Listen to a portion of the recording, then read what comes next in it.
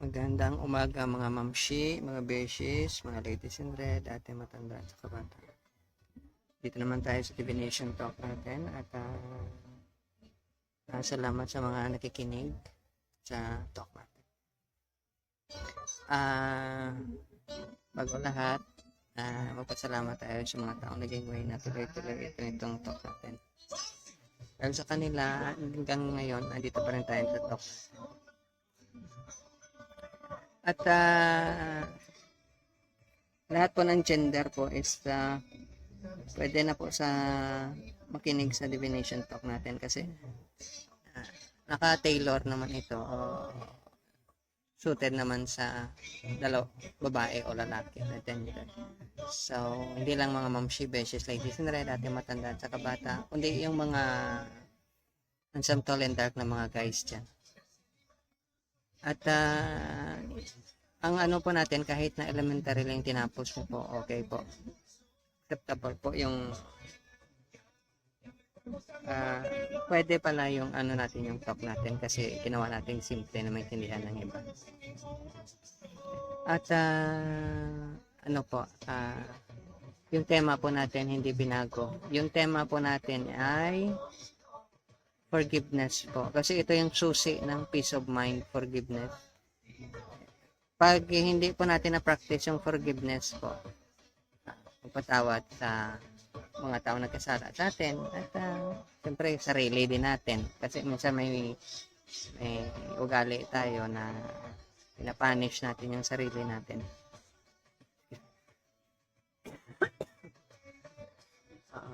Yung hindi tayo magaan sa sarili natin, pinapahirapan natin. So, kailangan natin i-forgive. Kasi hindi po tumatanggap yung Godhead ng kahit anong offering, anong prayer na hindi nag-umpisa sa forgiveness. So, ganun lang po kasimple. So, pero kung may alam kayong ibang pamaraan na shortcut dyan, it's mas maganda na subukan nyo po. Kasi uso naman ngayon yung shortcut sa cutting corners. Kaya nga sa mga relationship, short time yung kailangan ng iba. Nagmamadali. Pero dito po wala pong pang short time dito o pang madalian. Pang matagalan po ito. So ngayon, balik tayo sa talk natin. Kasi may mga topic tayo na marites na galing kay Marites na parang hindi maliwanag. So, kahit sa maikling time lang po, short time na marites, gawin natin. So, ang ano natin, last time is syempre tungkol sa pananampalataya. Faith, belief, or trust. Hindi yung trust sa butika o sa tindahan, masarap yun. Yung sa atin is tungkol ito sa ano yung nature ng eros. Kasi yung eros, yun yung actually hindi masama yung eros. Yung pagiging, alam mo yung dahil laging porneya siya, laging may kapalit na material. Inom tayo, eto sigarilyo para sa'yo. Lahat na basta may kapalit, ginamit mo yung pera mo. May ano yan, element ng porneya. Kaya nga walang ginamit na pera si Master Christ sa ano niya. So sabi nila, iba yun si Master Christ yun. So kailangan ngayon is magpepera-pera tayo. Pera-pera lang. Sige. Anyway, free naman tayo sa pag-iisip natin. Wala naman nang kukontrol sa pag-iisip natin. Kaya lang, alam mo, may kasabihan, wala kang patutunguhan pag yung option na binigay sa'yo o pag pipili ka sa dalawang mali, hindi ka magiging tama. Hindi ibig sabihin na pag dalawang mali, tama yon. So, kung pipili ka sa dalawa o tatlong mali, mali pa rin yon. Hindi yon magiging tama. Ang kailangan mo is hanapin alin yung tama para tumama. Minsan kasi nagmamadali tayo. Parang kape, instant kape. Pero sige, balik tayo sa idea ng eros. Kasi sa lahat ng relationship, importante itong eros na to. Ito yung nag-o-oppose o kumakalaban sa idea ng agape. Ano ba yung agape na yan? Ang agape po, perfect love. Ito yung pagmamahal ng Diyos sa tao. Wala na pong ibang pagmamahal. Kung hindi galing sa Diyos yung pagmamahal, hindi po pagmamahal yan. Eros ang tawag yan. Erotic love. Pero, sige lang. Minsan kasi may yung mga, alam natin, may mga ibang tao dyan na kahit na explain mo pa naman, hindi naman makakaintindi. Okay lang. So, ano yung nature ng erotic love? Selfish. Hindi naman. Parang destructive yung nature ng selfish love na to. So, ang mangyari is ganito.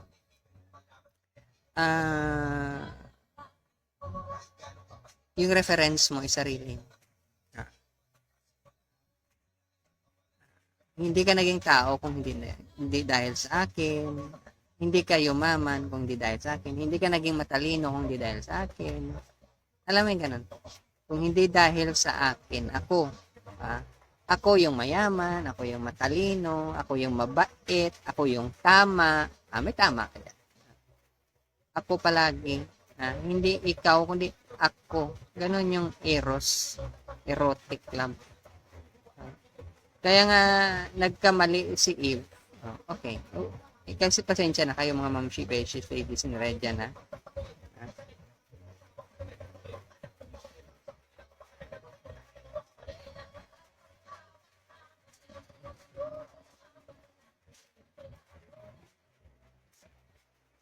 Pasensya na kayo mga mamshi, ha? Kasi hindi ko rin, kasalanan kasi ni Moses to, eh. Kasi yung first na nag-demonstrate ng eros, hindi po si Adam. Baka nakalimutan nyo po. Baka nakalimutan minsan natin kasi wala na tayong time magbasa ng scripture. Yung first na demonstration, nagpakita ng eros, si Eve po. Hindi po si Adam. So, pasensya na kayo mga mamshibeses, ladies in red, ate matanda. Hindi ko kayo sinisisi, ha? Pero yan yung sa story. So, si Eve yung unang nag-demonstrate ng eros. Unfair talaga tong si Moses na to. Dapat i-edit yung Bible, eh. Sige lang, pagbigyan natin si Moses. Kasi lalaki siya, eh. So, baka malamang siguro sa tingin niya babae. Pero prophet kasi si Moses, eh. Guided siya ng Godhead. Hindi naman pwede. O baka nakalimutan na yung burahin siguro yung kwento. Nagkamali siya. Pero i-take natin na tama yung kwento. Nagkamali si Eve dahil sa erotic na mentality. Kasi externalized yung pananaw. Ganon din yung nangyari kay Sarah at saka mga sunod-sunod na mga tao. Okay. Pero sa time ni Master Christ, wala ng Eve po. Kasi si Eve, naging marunong na siyang magdala. Wala na siya, invisible na si Eve sa story. Si Master Christ na lang. Pero balik natin yung first Adam. Kasi last Adam, si Master Christ. Ang first Adam, nagkamali yung Eve. Dahil sa erotic mentality. Profitable kasi beneficial. Yung next yan, sumunod naman si Adam, nagkaroon din ng erotic na expression. Ay, nagsisihan silang dalawa. Alam mo naman, natural naman. Ganun talaga yung mag-asawa daw, nag-aaway. Pero, teka, sandali. First parents sila, sabi ko yung perfect sila. Paano nangyaring ganun? Baka may mali din. Baka nagkamali si God sa pag-create sa kanila. Kaya nagkaganon yung nangyari. Hindi po. Walang pagkakamali po sa ginawa ng Godhead. Kasi binigyan sila ng option na kailangan dalawa sila mag-decide. Hindi po wala na pong ibang kasing tao, kasi united sila supposed to be. Kaya hindi sila binrake ni God.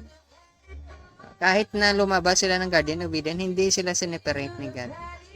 Dahil hindi pwedeng ma-separate yung dalawang tao. Pero sa point ng erotic na expression nila sa Garden of Eden, nag-solo sila. Solo flight, magsarili ka. Sariling sikap, ang sabi nila. So, nagsariling sikap si Eve, nagsariling sikap din si Adam, ay nangyari. Masarap yung buhay nila. So, ngayon, outdated na daw yung kwento tungkol sa Adam and Eve. Myth daw yun.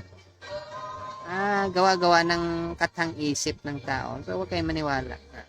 Ang may kasalanan dyan si Adam.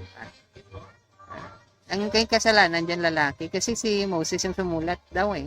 So, baka malamang may kasalanan, may kasalanan lalaki. Hindi ba? So, anyway, pero yun yung story. Every time na mag-decide yung babae na tanggalin niya sa picture yung lalaki, lalabas yung erotic energy dyan. Same din sa lalaki. Dapat sabay sila. Hindi po mag-isa. Pero sige lang, matalino ng yung mga tao. Si Adam at si Eve, hindi masyado matalino. Wala pa kasing paaralan dati. Wala pang mga scientific institution. Wala pa. Pero yung advantage nila, perfect sila. So, walang perfect na tao ngayon. Sila lang yung perfect. Except kay Master Christ. At saka yung mga sadhu talaga, sila lang yung perfect. So, hindi pwedeng hindi matalino sila. Kasi, imaginein mo nagkamali nga yung perfect, ikaw pa yung hindi perfect. Pero sige lang, pagbigyan natin. Ganun naman talaga. Anyway, dahil dyan, dahil sa erotic na energy na yan, ang nangyari, dumilim po yung pananaw nila. Yung third eye po nila nagsara. Yun yung naging problema. Pero sabi nila okay lang kasi buhay pa naman sila. May chance pa naman. Pero along the way, hindi na po binigyan ng chance si Adam at saka si Eve. Dahil din yan sa independent woman kasi si Eve strong woman siya. So, ang lahat ng nanggaling sa kanila, naging miserable. Now, hindi ko sinabing na kasalanan talaga ni Eve. Ang lang kasi, strong woman kasi siya, independent. So, pinractice niya yung pagiging independent niya. O ngayon, sabay silang dalawa nagsuffer. Ganon talaga yung independent siguro na tao. Sa bandang huli, hindi na ma-remedy yung Pero buti na lang dyan, si Master Christ at yung mga sadhu. Anyway, ano yung sinasabi ko kaninang dumilim yung third eye nila? Kasi, hindi na siya makakommunicate sa Godhead. Nahirapan na sila dahil sa kanila, yung third eye ng mga kasunod sa kanila, hindi na halos mabuksan. So, ano ba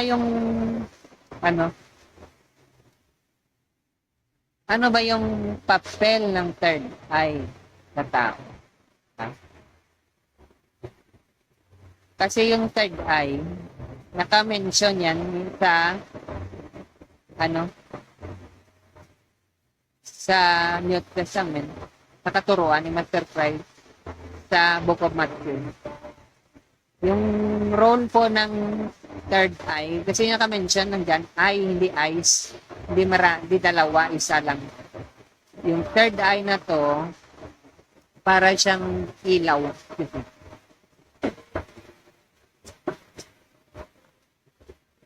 Ibig sabihin ng ilaw, kung madilim, siyempre kailangan mo ng ilaw, mabangga ka. Alam mo naman pag madilim, mabangga ka, matisod ka, tatama yung ulo mo sa pader, o kung saan-saan. Okay. So ngayon, dahil sa mata na to, once na dumilim yung mata na to, paano pa pala didilim yung mata na to? Paano nga ba? Ang ibig sabihin ng madilim na mata,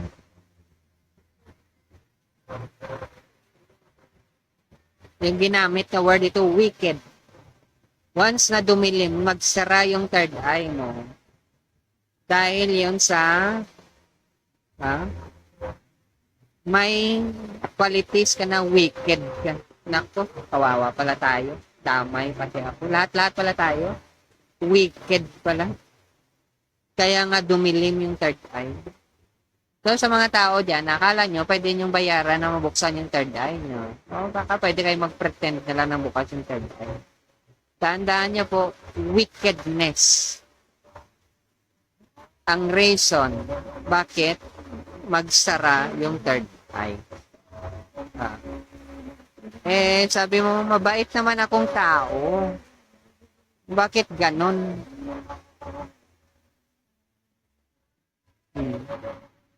Okay.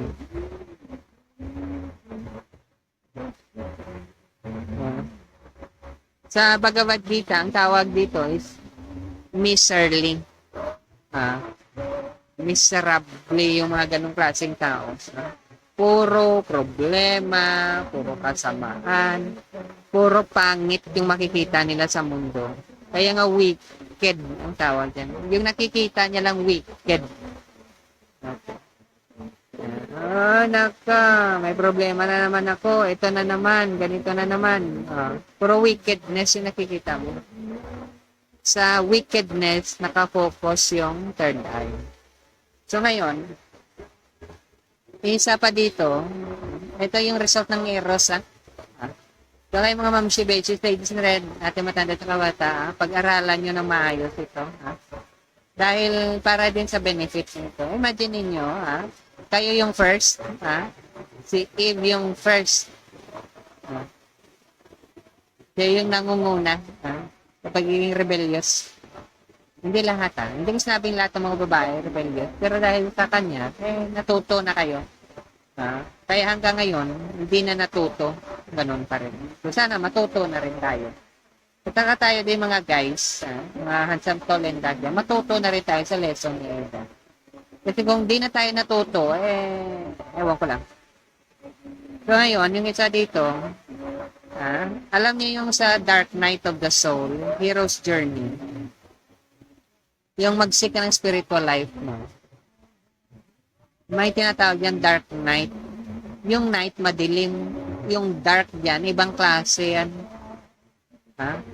Ang sample ng dark, nauuhaw ka, umiinom ka ng tubig, hindi nawawala yung uhaw mo.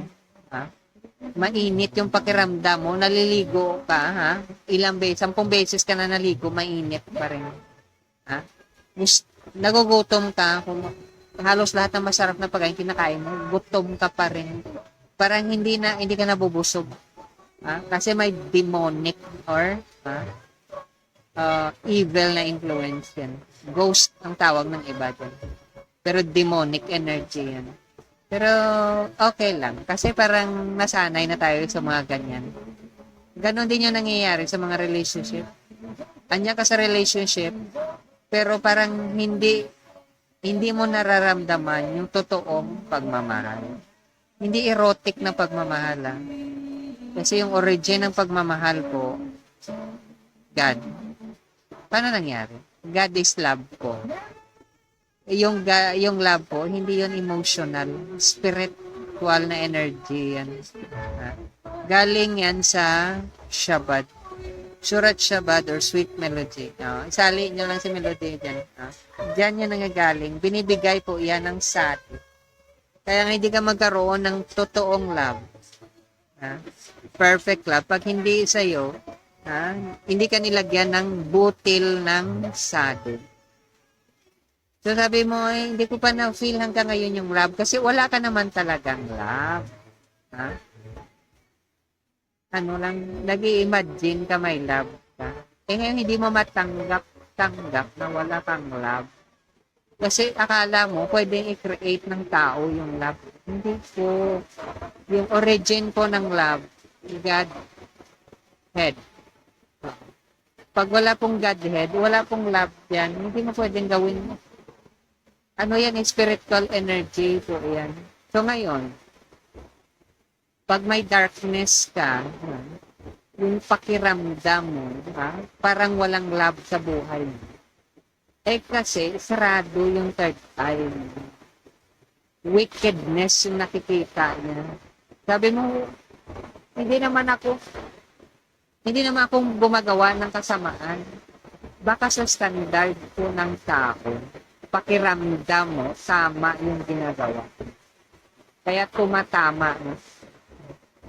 Hindi po standard po ng Godhead. Kaya nga pag nagbukas yung third eye mo, standard ng Godhead yung sinusunod. Perfect love po yan. Walang darkness. Hindi ka papasok sa dark night. Kaya pag nag-spiritual practice ka, nag-take up ka ng hero's journey, yan po yung sinasabi nating dark night po. Ganon po yan. Pero minsan, kasi may mga taong sobrang talino nila, hindi nila makuha kung ano ibig sabihin ng ano po, ng hero's journey, dark night. Alam mo yung ganon. Pero sige, pagbigyan natin, kasi matatalino naman tayo ngayon. Hindi nga tayo magpaturo.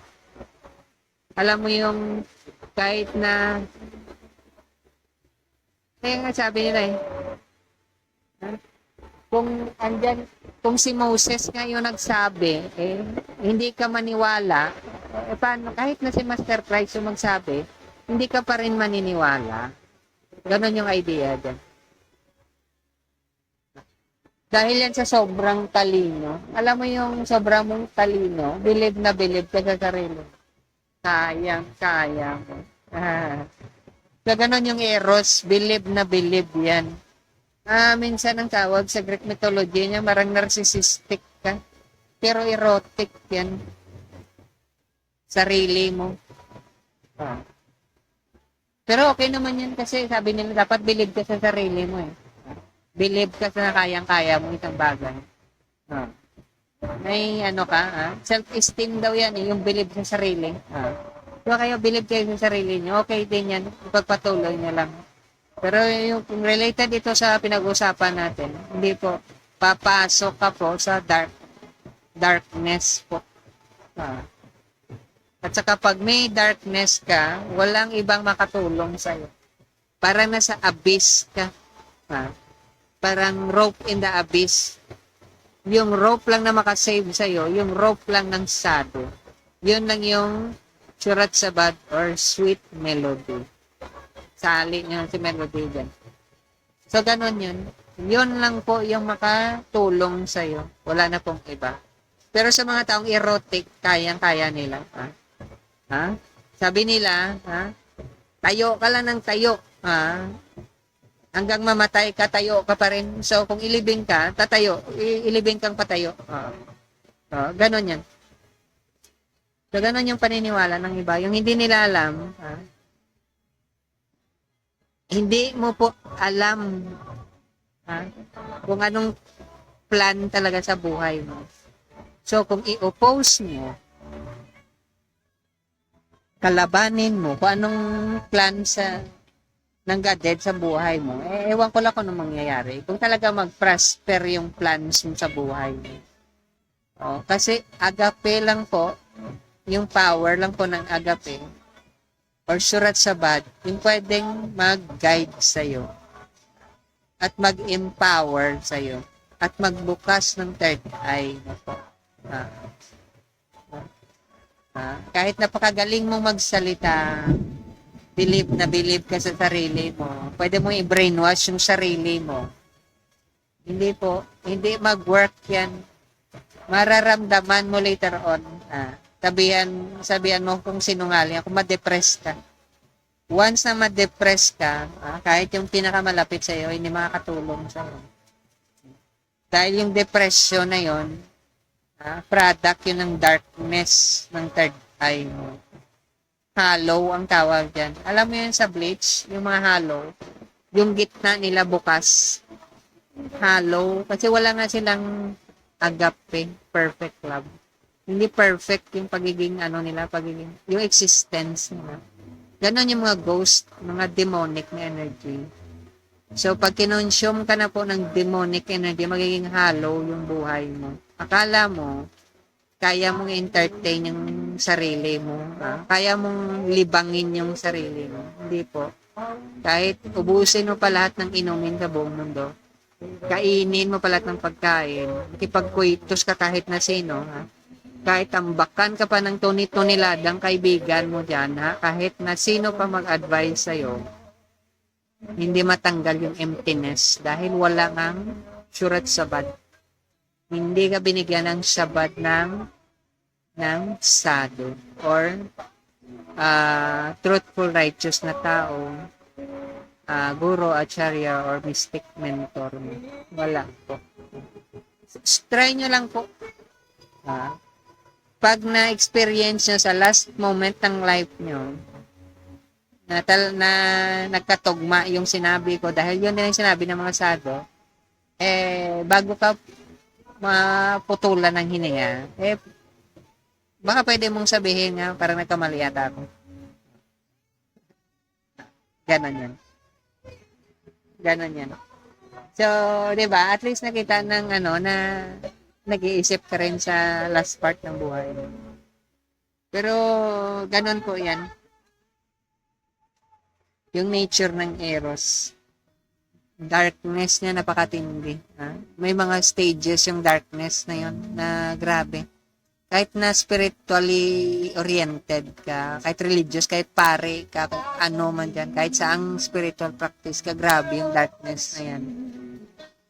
Mag-e-escape ka lang na mag-e-escape, pupunta ka sa ibang mga places, maghanap ka ng mga bagong kaibigan, kakain ka ng bagong food, iinom ka ng mga inumin, may bago kang karelasyon dyan, magkwitos ka na naman ulit. Wala po. Kaya parang king coin, pero ayaw mong tanggapin na mali. Yung path na tinik na nasa darkness ka. Pero sige, ituloy niya lang po. Kasi pag masyado masakit na yung bukol, baka ma-realize mo later o bago ka mamatay. So ngayon, ganun yung nature ng Eros. Yung third eye mo nagsara. Hindi, yung knowledge po na galing sa third eye, magkaiba po yan knowledge na galing sa mundo na to. At saka yung darkness po, dahil sa sarado yung third eye mo. Yung inner fire mo sarado, iba po yan. Hindi mo po makita hindi mo ma-acquire yung totoong knowledge. Ang bigat po. Anyway, the proof of the pudding daw is in the tasting.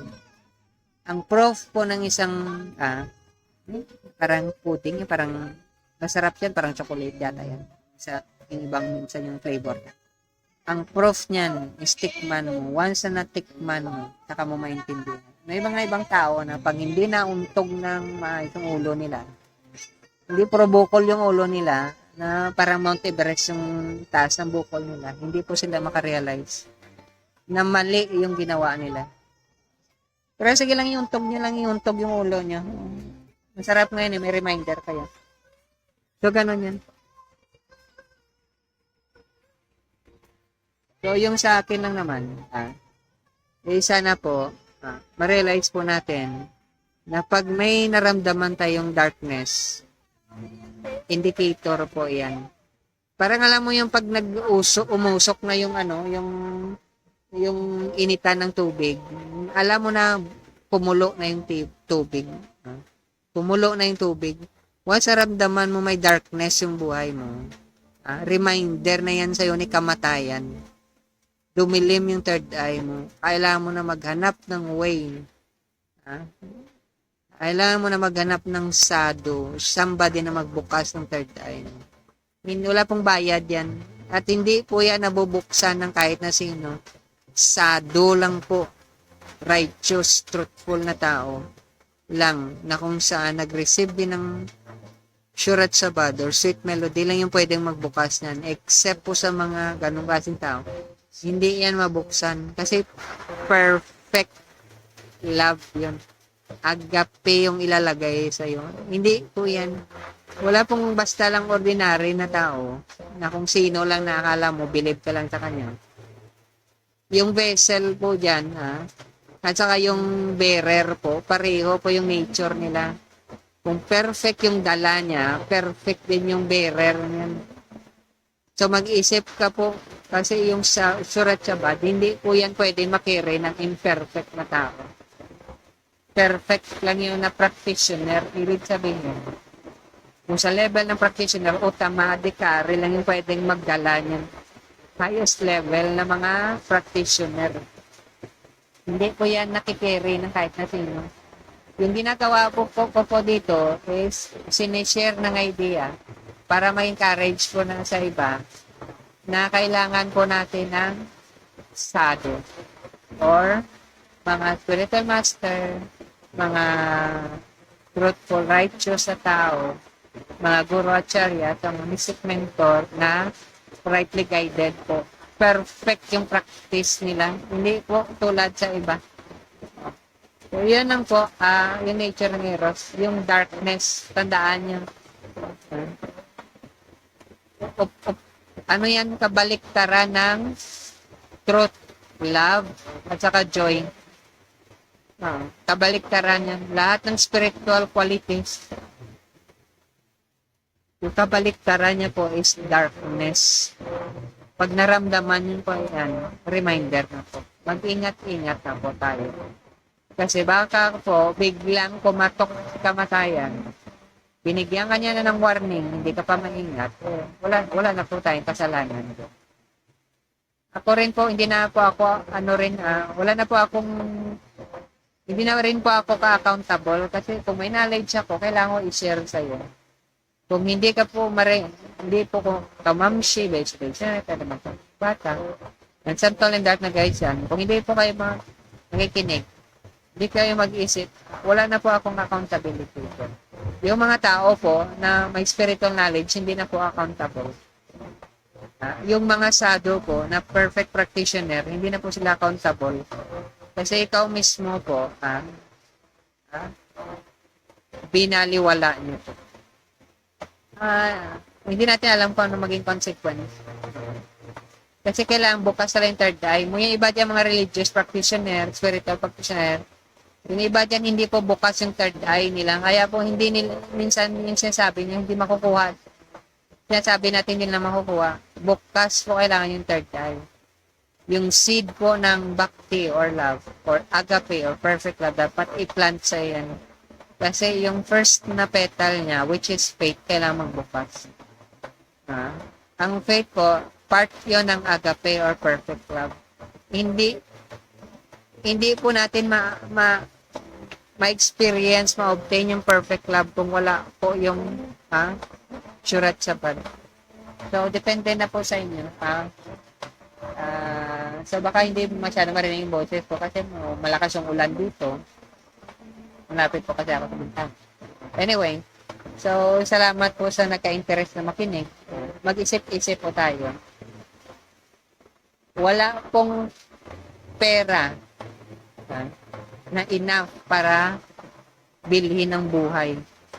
Wala pong pera na enough para bilhin yung perfect love. Hindi mo po pwedeng hindi ka po pwedeng bumili ng isang bagay para remedy sa eros. Sa selfish mo na pag-iisip. Hindi mo pwedeng bilhin yung pagbukas ng third eye. Napakatindi po. Ang kailangan mo na yung determination at saka yung decision.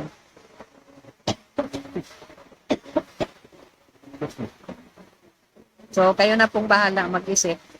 Ayok so may napulot kayo mga mamchigo. Pero dati na kami. Pag saradong third eye, maka-experience po kayo ng darkness. Mag-intensify yung darkness pag sabay-sabay tinanggal sa'yo yung materialistic na mga desire mo, yung mga friends mo, kamag-anak mo, trabaho mo, pera mo, kapangyarihan mo, katigasan ng ulo mo, bahay mo, lupa mo, Ha? Pati yung ganda mo, unti-unting tanggalin yan, mararamdaman mo yung darkness. Yung mga friends mo wala sa'yo, yung mga mahal mo sa buhay mawala sa'yo, mararamdaman mo. Kung talagang may agape ka, ha? Safe ka. Kasi in the end, ikaw lang naman mag-isa pag namatay ka. So, mag-isip ka. Kasi kung wala kang association ng mga shadow, truthful, righteous na tao, ano na, mga guru at charya sa mystic mentor, malungkot po. Napakalungkot po. Kung i-reject ka lang nga ng tao, napakalungkot, imaginein mo pa ikaw lang mag-isa. Mamatay ka. Hindi mo alam kung anong mangyayari sa sunod. Anyway, sige lang. Hindi kita tinatakot Pero gusto ko mag-isip ka. Kasi ano po, hindi po laro yung buhay. Hindi po pera lang yung buhay. Hindi po kapangyarihan lang. Hindi po pagkain, hindi po inumin, hindi po poitos, hindi po friends, hindi po yan ang buhay. Is kung meron kang agape, perfect love, surat shabad, or sweet melody, sama mo. Yan po yung buhay.